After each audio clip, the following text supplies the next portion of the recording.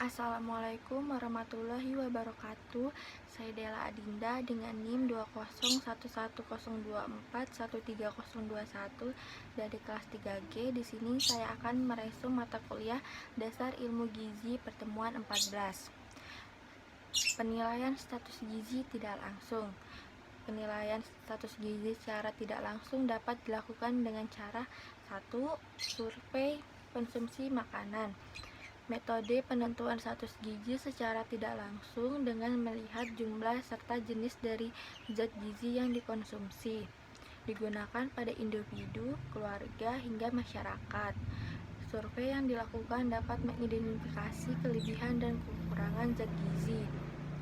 Tujuan dari penilaian status gizi tidak langsung adalah secara umum mengetahui kebiasaan makanan dan kecukupan zat gizi dari individu, keluarga, hingga kebiasaan, faktor-faktor yang mempengaruhi terhadap pola konsumsi, dan yang secara khusus menentukan tingkat kecukupan jumlah konsentrasi pangan nasional dan kelompok masyarakat, menentukan status kesehatan dan gizi keluarga serta individu, menentukan pedoman kecukupan makanan dan program pengadaan rencana pangan.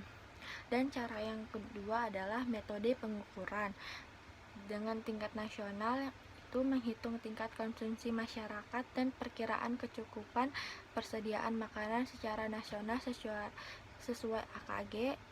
Secara tingkat rumah tangga ada pertama pencatatan, yang kedua metode pendaftaran, ketiga metode inventarisasi, yang keempat pencatatan makanan rumah tangga.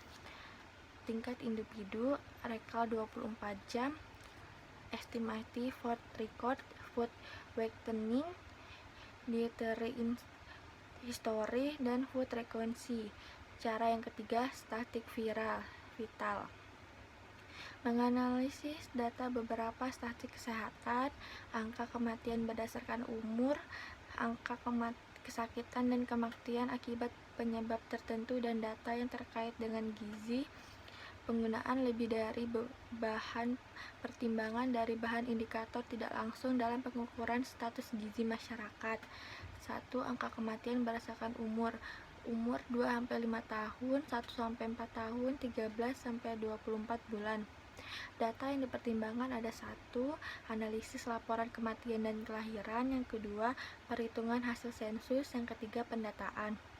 Penyajian hasil dari hasil persenan kematian anak balita terhadap kematian umur, persen angka kematian masa anak-anak yang terjadi pada 1-4 tahun, resiko angka kematian anak 1-4 tahun terhadap angka kematian bayi 1-12 bulan.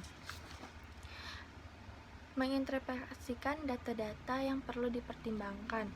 1. Pengetahuan mengenai pola penyakit lokal dan umur dini. Yang kedua, kejadian penyakit infeksi bakterial dan parasit bagi bayi dan anak 1-4 tahun. Yang ketiga, analisis faktor lingkungan yang mempengaruhi terjadinya malnutrisi.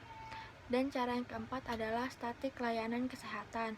Puskesmas dan rumah sakit. Kelemahan metode ini bisa jadi tidak akurat, kesulitan pengumpulan data, dan kurang mampu menginterpretasikan secara tepat. Dan cara yang kelima adalah faktor ekologi. Iklim, tanah, transportasi adalah beberapa contoh bahwa hal tersebut ikut berpengaruh pada pertumbuhan zat gizi. Sebagai bahan intervensi gizi dari penyebab malnutrisi yang akan diketahui.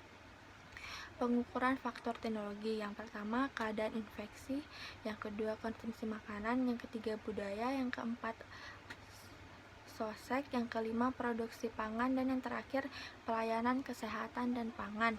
Sekian yang bisa saya sampaikan, kurang lebihnya mohon maaf. Wassalamualaikum warahmatullahi wabarakatuh.